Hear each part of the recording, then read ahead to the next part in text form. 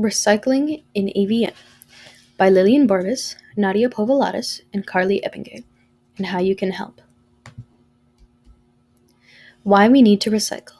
When we throw away our recyclables into normal garbage, we may think that it won't do any damage. However, this isn't true.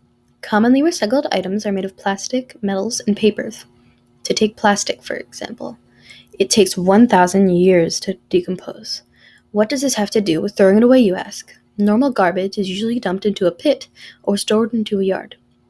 Eventually, this will decompose back into the ground, and it's also fairly quick to do. Once recyclables end up in landfills, it has the potential of ending up elsewhere. It pollutes the land and ocean and causes problems to many other living organisms. What this has to do with AVM. Our own school doesn't even recycle. This is because people started throwing garbage into whatever can they wanted. After a while, this became expensive for the school because the garbage had to be separated from recycled items to garbage items. The school gave up ever since, so unless people begin to throw their garbage away into the correct bin, it doesn't seem like it'll coming back anytime soon. Now think about all the paper we write on, all the plastic bags we use, all the cans we drink out of. That adds up to more than a pound of recycled items every day, depending on the type of person you are. Multiply that number to the number of students at the school. That's a lot of people. And that's a lot of recycling that could be recycled right now.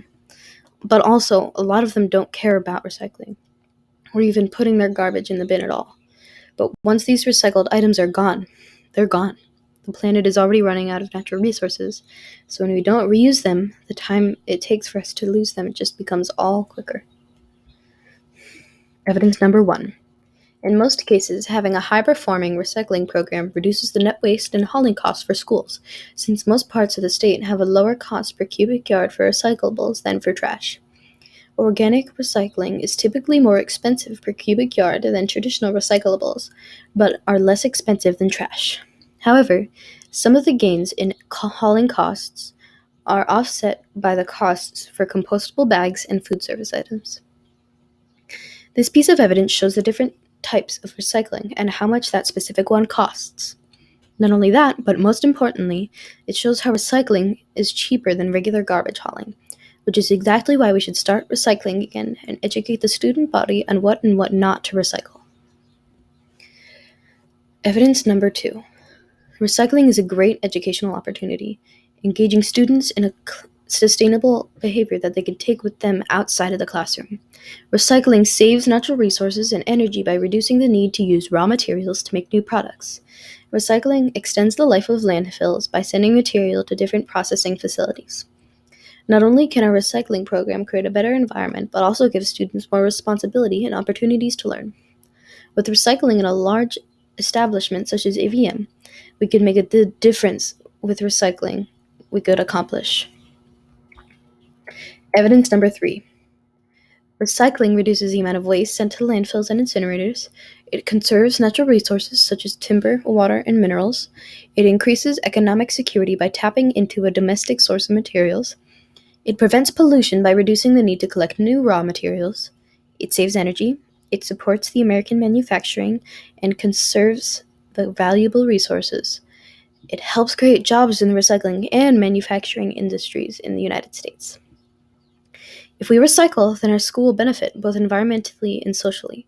It will also help students for the future, allowing them to understand where their trash goes, therefore leading to a healthier planet in the future as well. When we recycle, we also help those with jobs at these plants, reducing the amount of work necessary in order to keep these areas clean. There is no such thing as a way. When we throw anything away, it must go somewhere. Annie Leonard. Here are responses to our survey. In total, I think we got about 300 responses. Would you be interested in helping us with the recycling? 50% said no, and 50% said yes. Would you be interested in joining a ecology club? 80% said no, 16% said yes. This question was for Honor Society and Builders Club members, and it was, would you be interested in earning service hours for cleaning out recycling cans?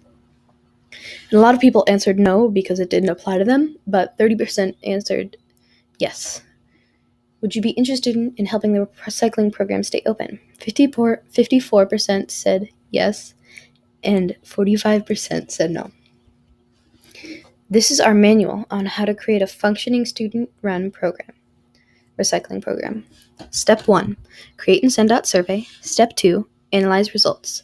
Step 3, integrate the student body into a ecology club, which we will grow our recycling program out of the ecology club. Step 4, publicize the fact that the school is beginning to recycle again. Educate the student body on how to recycle correctly. Step 5, get students to sign up to help collect recycled items. They will get hours for this job, and this will help students who need community hours and honor society members. Step 6, final step.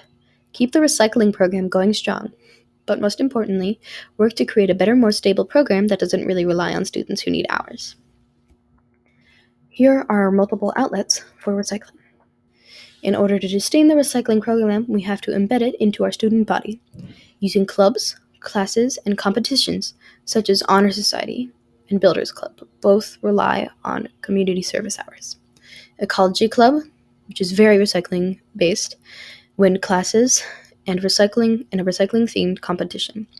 This is needed to keep helpers within the program with still keeping it as cost efficient as possible.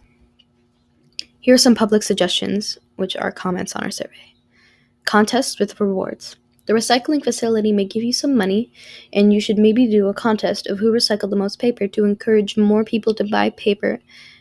And maybe with all the money that you earn, you can buy the class something like a pizza, breakfast, and add sections of other things. Like if they are allergic to something, you can have a section of products that don't have that ingredient, maybe.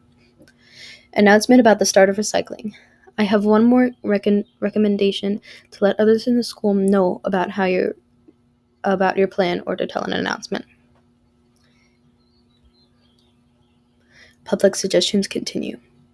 We can have more recycling bins around the school and encourage more people to recycle.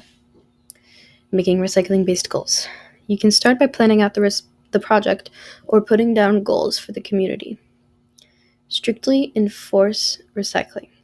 We can be more strict somehow and enforce students to recycle their waste instead of throwing all of it into the trash. These are some of our challenges. This is a comment which was on one of the questions in our survey. I haven't tried either of the pizza for the two cities. Also, there is a way to dissolve the recycling rather than throwing it away.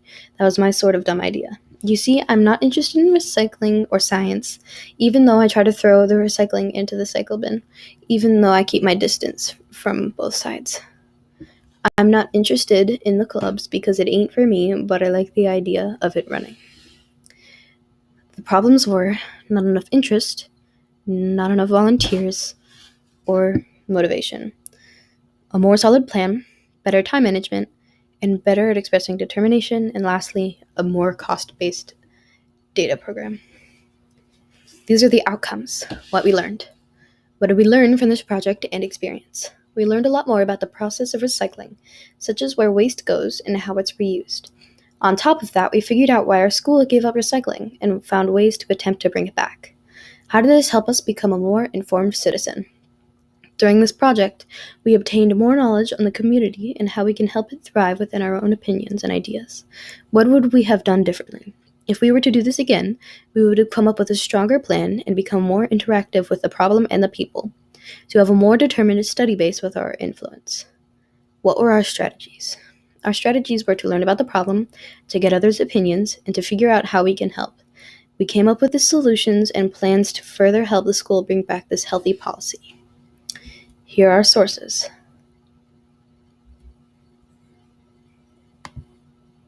That's it.